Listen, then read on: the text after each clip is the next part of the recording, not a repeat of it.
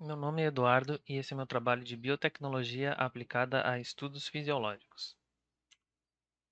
O trabalho que eu decidi apresentar foi publicado na Aging Cell e diz que a vida mais curta e a redução da fecundidade pode aumentar o fitness de colônias virtuais de Caenorhabditis elegans, ou Celligans, né? Bom, introdução. Então, o envelhecimento é uma característica onipresente nos animais. E o que ainda não se sabe é que se existe alguma função biológica para acessar esse envelhecimento. Se acreditam que também pode ser programada, seria a pergunta para esse momento da introdução, né? Podemos pensar pelo lado de um desgaste, né, de funções, de acumulação de danos ou defeitos, mas também de uma programação para o envelhecimento, tendo em vista algum objetivo maior. Bom, das teorias sobre o envelhecimento como função biológica, contemporâneos de Darwin acreditam que o desgaste dos indivíduos serve para aumentar a disponibilidade de alimento beneficiando a espécie, ou seja, é uma forma de selecionar os indivíduos para que tenha mais alimento disponível para outros que seriam mais funcionais, digamos assim, por exemplo, que ainda possam reproduzir, diferente dos mais velhos que já não reproduzem. Já a teoria evolucionária moderna acredita que, através de análise de genética populacional, indica que esse altruísmo, né, do animal acabar envelhecendo e morrendo em função da população, não seria favorecido pela seleção natural, ao menos para populações dispersas, né, populações que, como nós humanos, pelo menos, vivemos disperso e não em colônia, como, por exemplo, os Celligans. Bom, falando do Caenorhabditis elegans, foi o modelo virtual escolhido, agora já explico melhor o porquê virtual. É um nematóide de vida livre e curto ciclo de vida, que torna bem interessante para estudos com envelhecimento.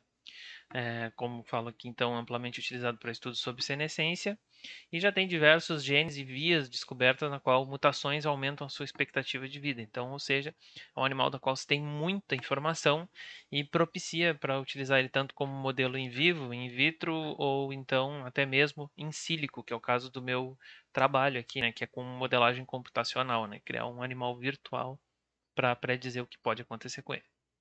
Bom, um argumento hipotético do autor é que a seleção natural teria favorecido mecanismos que causam a senescência para encurtar a vida do Seligman, em contraste com a maioria dos metazoários, inclusive os humanos. Especificamente, a morte de adultos pós-produtivos, ou seja, que já, por exemplo, tiveram a sua prole e não teriam mais uma função, né, em população, poderia beneficiar as larvas e os adultos que ainda reproduzem, aumentando a disponibilidade de alimentos para esses animais. Não seria um alimento fútil, vamos dizer assim, alimentando organismos que já não podem reproduzir ou causar o fitness da colônia de alguma forma, né? Seria uma morte adaptativa, é um termo que ele utiliza também no trabalho. Bom, vamos entender então o ciclo de vida dos Celligans, tanto individualmente como em colônia.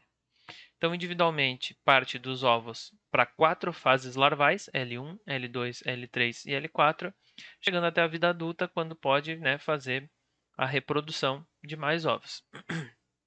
Aqui eu ressalto, no L2, na ausência de alimento, ele pode entrar num estágio que se chama Dauer, uma larva Dauer, que é onde ele tem, digamos assim, um estacionamento do seu metabolismo. O metabolismo baixa muito as suas taxas, porque ele percebe a falta de alimento, logo falta de energia.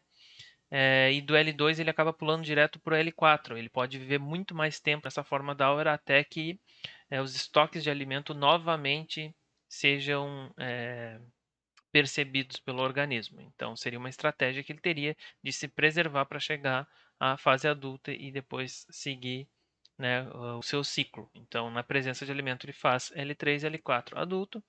Na ausência de alimento, ele pula do L2 para Dauer. Bom, entendendo aqui em forma de colônia, então, aqui partimos da larva que tem comida disponível, cresce a população cresce mais ainda e aí começa a diminuição, a depressão, né, de alimentos, e a partir disso a colônia Dauer começa a aumentar. Na medida que se tem pouco alimento, mais Dauers vão aparecendo, estágios estacionários do seu metabolismo, para que possa viver mais tempo e ter oportunidade de, em um outro momento, com presença de alimento, seguir a sua evolução, né, o seu ciclo de vida. Bom, algumas características adicionais também que cabe ressaltar de Cellingas é a apotandria. né? Primeiro ele gera o esperma e depois os ovócitos. A reprodução segue por mais tempo se acasalar com machos. Cabe ressaltar que os machos são raros na natureza, né? Então, a população é feita por mais de 95% hermafroditas. Por isso, então, essas características. E quando os espermas se esgotam é que a reprodução cessa. Esse é o sinal. A mudança da produção do esperma para o ovócito parece ser otimizado para o crescimento populacional. Então, quando se há a percepção do ambiente que pode haver um crescimento populacional, então há uma mudança da produção desse esperma para começar a produzir ovócitos. Em populações de autofecundação, a reprodução dura entre 2 e 3 dias, tá? Quando é com machos, no caso, né, que não é autofecundação, então pode durar mais tempo. Um curto período de reprodução potândrica facilita a seleção por morte altruísta, é o que tem sido observado por alguns autores. Na medida que tu percebe que há poucos machos, pouca variabilidade genética, parece que isso já dá uma predisposição a indivíduos serem altruístas, de morrerem mais rápido em relação a essas frentes de dificuldade para a população. Outro argumento hipotético, então, é que a morte adaptativa pode ter evoluído somente após o início do hermafroditismo. É um argumento também que está presente no texto. E que a morte. Aí vem a pergunta: a morte adaptativa é uma realidade? Existem algumas hipóteses sobre traços que determinam um condicionamento físico que são fáceis de formular, mas muito difíceis de provar ou de refutar. Então, uma maneira que o autor encontrou para tentar provar isso, né, chegarmos ao conhecimento disso, é utilizar a modelagem computacional para predizer isso. Sobre estudos nesse sentido, em estudos anteriores, em populações viscosas, a menor expectativa de vida é relacionada com maior aptidão em questão de colônia, né? A expectativa de vida é inversamente proporcional à taxa de consumo de alimentos também. Neste estudo, então, utilizaremos um modelo computacional com características chaves da vida de C. elegans e a descrição de como o modelo apoia a teoria de morte programada por meio do sacrifício desse consumidor, né, como diríamos assim, e que o hermafroditismo potândrico poderia facilitar a adaptação. Bom, quanto aos procedimentos experimentais utilizados no estudo. Codificação do modelo, utilizando o Python 3.6, um programa de digamos assim, um software de programação, na verdade, com todos os scripts disponíveis no Data S1, junto com esse artigo, se alguém se interessar em procurar por ele, tem um material extra que tem dados, enfim, e chaves para poder programar esse modelo computacional. Mais detalhes sobre o modelo, então. Características simplificadas e aproximadas em relação da história de vida do C. elegans. Cabe ressaltar que o objetivo do modelo não é o mais realista, né? Então, ou seja, todas as características a fio, né, em relação à vida de C. elegans, não se confere, é muito difícil se conferir assim, né, exatidão em cima de uma vida, né? Sabemos de todas as variáveis que tem, mas não é ser o mais realista em relação à vida do animal, mas ver se a morte adaptativa pode ser observada em cima desse modelo. Como um ponto de partida para projetar interações mais semelhantes. Então, esse é digamos assim, um modelo que vai servir de pré-modelo para os próximos, cada vez trazer características mais interessantes para melhorar e cada vez mais transformar em modelos mais precisos. Quanto aos detalhes do modelo, grades de 300 por 300 células com alimento no meio, ou seja, colocavam alimento no meio em 300 células para cada lado, logo veremos uma imagem com isso. Criado utilizando o Python, então, como eu tinha mencionado, com funções determinadas para as transições do verme. Transições eu quero dizer aqui, então, nos seus estágios larvais para adulto. Então, há funções matemáticas que predizem como isso vai acontecer. Todos os indivíduos do experimento são monitorados, né? Uma vantagem de usar o modelo computacional é que tu pode olhar caso a caso de todos os indivíduos, como se comportam e o que acontece. Aqui no trabalho, como eu tinha comentado, então, não era para colocar exatamente a forma mais realista, porque traria muita complexidade e muitos dados para a programação. Então, foram reduzidos para apenas 2 estágios larvais, com probabilidade de morte apenas depois do L0, que seria quando o animal está no ovo. Tá? Então, o animal no ovo não morre nesse experimento, só a partir do L1 para frente. Que aí tem funções matemáticas para crescimento, tempo de vida, reprodução e até mesmo a probabilidade de morte. Para cada conjunto de parâmetros, se mede a aptidão como uma soma cumulativa dos Dowers. Então, a aptidão seria a formação de mais Dowers nessa presença ou ausência de alimentos, tá? Na medida que diminui a alimentação, aumenta o número de Dowers, como a gente havia comentado ali mais cedo na introdução. Medindo não só a acumulação de Dowers, mas também o pico de produção dessa forma, né, larval. Bom, apenas um animal por célula por grade, ou seja, os animais não se acumulavam, né, vários animais na mesma célula. Né? Foi considerado assim nesse modelo. Executando então as simulações, o CL-MIR de High Performance Compute Facility e serviços de suporte associados. Foram feitas 100 simulações para cada situação dada no experimento e são 45 condições diferentes, então 100 para cada uma delas. Bom, partindo aqui para os resultados, eu quero ressaltar que eu não vou comentar de todos os gráficos. O modelo computacional traz a possibilidade de compararmos e vermos vários parâmetros, o que tornaria muito extenso esse seminário. Não é também o grande objetivo da disciplina, olhar os resultados desse artigo, né, biológicos, vamos dizer assim, né, ou enfim, computacionais, mas sim a técnica que ele utilizou. Então eu vou dar uma passada por cima dos resultados e trazer a discussão logo em seguida. Vou apenas mostrar os gráficos, mas não detalhes de cada um, só para vermos o que eles mediram e onde eles chegaram com esse trabalho. Então, aqui os estágios larvais considerados, né, o L0, que seria o ovo, L1, L2 passando direto para o adulto, não passando por L3 e L4. Né? Então, isso na presença de alimento, né, do ovo para o L1, L2 se transformando em adulto.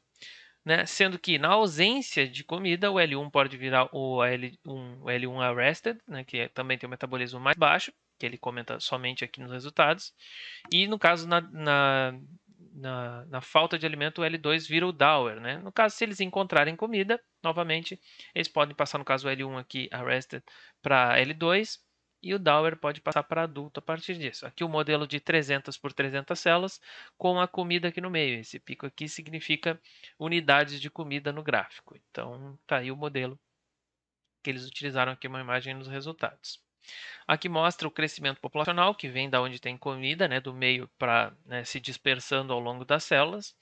E aqui uma série de variáveis matemáticas que eles consideraram, como a fecundidade, a mortalidade, a dispersão do animal alimentado e do animal com fome, o consumo de comida da larva e do adulto, né, que são valores diferentes, matematicamente diferentes, e a sobrevivência sem comida, tanto do L1 naquela fase arrested, como do Dower, tá bem? Bom, então vamos ter vários gráficos com várias medidas. Então, aqui o número de progênitos, no caso, né, de animais gerados em relação a dias, né, a idade em dias, diferentes taxas de fecundidade foram consideradas matematicamente, assim como taxas diferentes de envelhecimento. Então, diferentes taxas de fecundidade, de fertilidade, com diferentes taxas de envelhecimento também considerado. Diferentes taxas também de morte cumulativa, de probabilidade de morte, também foram consideradas matematicamente. E aqui traz vários resultados, como vocês podem ver. Né? Então, compartilhamento de comida e consumo pelos adultos, números de adultos por tempo, a total colônia Dower, total de número de organismos na colônia Dower, número de progênitos produzidos, gráficos de dispersão por calor seria, né, da dispersão dos organismos por calor, então, né, onde tem mais organismos ficaria mais vermelho, enfim. Assim como também, enfim, mais gráficos acerca desses resultados medindo com outras variações dos parâmetros, né, número de progênitos em dias também, né, da idade, com outra, no caso aqui, o que muda em relação ao primeiro são os números do modelo, né, do parâmetro, né, outras variáveis. Bom, considerando novas fórmulas matemáticas, também os mesmos resultados, número de progênitos, né? Então, considerando 2 para o animal, 3 para o animal, 4, 5, 6 ou 50 para o animal, considerando que o animal produziria mais ou menos, diferentes taxas de fecundidade, como eu havia comentado, né? E, enfim, mais, né, em questão de lifespan, né, tempo de vida, enfim, né? E também gráficos de calor acerca do lifespan e onde esses animais vivem também. E aqui também unidades de consumo de comida por diferentes condições. Bom, vamos comentar então o que eles acharam que é mais fácil do que eu ficar me atendo a cada um dos gráficos, tá? Em laboratório, a vida útil dos animais é de 2 a 3 semanas. Na natureza, ele é mais curto, tá? Nesse modelo, mede-se os benefícios do envelhecimento programado, embora fatores como infecções e fome também possam amplificar os efeitos desses em cima do lifespan do animal, tá? Bom, machos são raros e nesse modelo foram considerados apenas hermafroditas, né? Sendo assim, a prole sempre se fez isogênicas, tá? 5 taxas de envelhecimento foram consideradas de 2 a 4 a 12 dias, tá? De 2,4 a 12 dias, na verdade. Também, junto a isso, 9 velocidades de dispersão, de 1 a 9 células por dia. As simulações foram feitas para estimar a aptidão para todas as 45 combinações da taxa de envelhecimento versus, vamos dizer assim, a combinação de velocidade da dispersão. Os Dowries foram criados para sobreviver sem comida por 30 dias e o consumo de comida das larvas foi de 50 unidades alimentares por dia, ou seja, 20 vezes menor do que o dos adultos. O consumo de alimento por adultos mais velhos leva à privação do alimento das larvas, tá? Privação de alimento para as larvas, na verdade. Consistente com isso, a redução da vida adulta reduz a proporção de alimentos consumidos por adultos e aumenta a proporção de alimentos consumidos por larvas. Isso nos sugere que a morte adulta precoce aumenta a proporção de alimentos que são convertidos em biomassa Dauer, ou seja, em animais que se transformarão em Dauer. Aí vem a pergunta: por que uma vida mais curta pode promover o condicionamento físico, né, o fitness, né, na ausência do declínio reprodutivo? Talvez por causa que o declínio reprodutivo ocorrerá de qualquer maneira em uma alta proporção de adultos devido ao esgotamento de alimentos, o que causará fome desses L1 recém-produzidos, né, daquela larva no primeiro estágio. Bom, a morte programada poderia promover a aptidão por meio do sacrifício do consumidor, aumentando a disponibilidade de alimentos para animais onde o consumo de alimento é produtivo, por exemplo, os L1s existentes. Bom, como a fecundidade aumentou e a morte precoce começou a aumentar a aptidão, o efeito da viscosidade da população na aptidão da colônia, da produção de Darwin, no caso, né, também mudou, de reduzir a aptidão para aumentar. Reflexo do aumento do consumo de alimentos adultos na alta da população viscosa, devido ao menor número de adultos deixando a área alimentar, o que priva as larvas de alimentos e cria um benefício de aptidão para a morte adulta precoce. Consistente com essa interpretação, então, a alta viscosidade populacional ligeiramente aumenta o consumo relativo de alimentos em adultos em taxas reprodutivas mais baixas, tá? Taxas reprodutivas de 30 a 50 progênies por dia consideradas, tá? A maior viscosidade levou a uma redução relativa ao consumo de comida de adultos. Isso pode refletir a competição dos adultos por comida, com um grande número de larvas no mesmo local. Uma vida útil mais curta, de 3 a 4 dias, torna-se ideal para a aptidão, né, para adaptação. O mesmo conjunto de 100 simulações foram realizados para o mesmo período reprodutivo, 4 progênies no dia 1 apenas, como parte de um teste posterior e deu resultados muito semelhantes, verificando esse achado. Portanto, a menor expectativa de vida pode aumentar a aptidão da colônia de forma mais efetiva, onde o período reprodutivo é mais curto.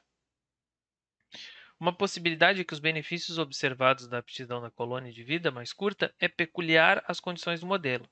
Para investigar isso, 4 dos parâmetros que normalmente são invariantes nesse tipo de modelo foram variados, que seriam o número de vermes fundadores da colônia, o tamanho da grade, a quantidade de alimentos na área alimentar e a morfologia da área alimentar. No artigo tem alguns os valores que eles variavam, no caso as células que eram de 300 fizeram com 200, fizeram com 500, todas as variáveis foram diminuídas ou aumentadas também, né, para ver a influência, para detectar aumentos e diminuições na expectativa de vida ideal. Um controle conjunto de parâmetros foi selecionado em que uma vida útil intermediária foi otimizada, incluindo 4 progênies no dia 1 apenas. Esse seria o controle conjunto que eles chamaram, tá? Sendo assim, a vida útil ideal não foi alterada pelo número de fundadores ou por alteração na grade. a expectativa de vida foi significativamente reduzida por um aumento de 5 vezes no estoque de alimentos, sugerindo que a vida útil de C. elegans é otimizada por esse parâmetro. Esses testes, então, feitos pelo autor, sugerem que o valor adaptativo da morte não é particularmente sensível a parâmetros que são constantes em outras simulações, né, em outros artigos que utilizam modelos parecidos com esse. Algumas considerações para falar, então. Como a aptidão deve ser entendida? Né? Uma proposta de maximizar a adaptação como colônia, mensurável como colônias de Dowers, ou seja, o aumento dos Dowers para que possa haver a adaptação da colônia. Qual seria a melhor forma de vida individual? Viver o mais tempo possível, colocando o máximo de ovos. Né? No caso, diferente da colônia, essa seria o melhor comportamento, a melhor forma de vida individual. Neste modelo, o verme minimizou o consumo de alimentos que não levaria à produção de Dower para aqueles que se dizia alimento fútil, né? Os não reprodutíveis e etc. 3 tipos de consumo fútil de alimento, né, são considerados: o consumo por adultos produtivos, ou seja, os que já fizeram a reprodução e não farão mais; adultos que são reprodutivos, mas estão em colônias com escassez de alimentos; ou então larvas condenadas a iminente esgotamento do alimento. Aqui então o autor deixou uma imagem da onde a comida para a diminuição da comida, a depressão da comida. Então o Dauber encontrou a comida, né, cresceu, virou, né, um adulto grávido, acabou fazendo uma produção de consumidores e animais produtivos, né? E também os L1s podem partir para esse lado aqui, né, de pós-produtivos, depois que produziram, passam para o lado pós-produtivo. E a colônia Dowers, que consiste na colônia Fitness. Né? Então, seria a diminuição de comida para a colônia Fitness, seria o caminho do sucesso. Aqui, os mecanismos para reduzir, né, então, o número de organismos individuais, mas aumentar, né, o fitness da colônia, né, a aptidão da colônia.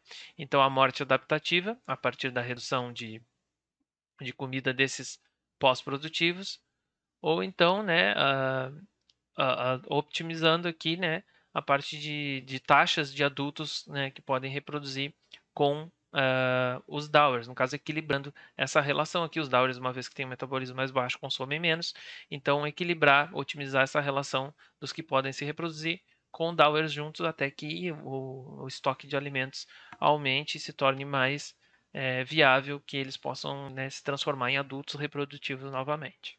Bom, a história de vida de C. elegans pode aumentar a adaptação colonial, minimizando o consumo do alimento fútil, então, como considerado ali em alguns slides atrás. Não só pela morte adaptativa, mas por programação na reprodução, que melhora a estrutura da população. Se junta uma lista, essas citadas, né, se junta uma lista crescente de estratégias pelas quais os hermafroditas maximizam a reprodução precoce e o crescimento populacional. A mudança precoce de espermas para ovócitos, a redução da frequência masculina por vários mecanismos e o início da reprodução mais cedo em adultos dos primeiros ovos foi o que, né, considerado aqui nesse artigo entre os resultados do autor. A redução da alimentação fútil e dos indivíduos só aumenta a adaptação dos C. elegans na vida viscosa, não na individual. Seria interessante considerar se o uso de alimentos eficientes, digamos assim, né, para os animais certos, entre aspas, vamos dizer assim, pode influenciar a adaptação de outros organismos não clonais, no caso os hermafroditas isogênicos, né, utilizados no trabalho, sem uma forma de dispersão e extensão de fontes de alimento. Bom, como conclusão, então, a morte adaptativa é uma peculiaridade dos organismos existindo como populações clonais, viscosas, e que mutações que estendem a vida de C. elegans podem atuar suprimindo a morte.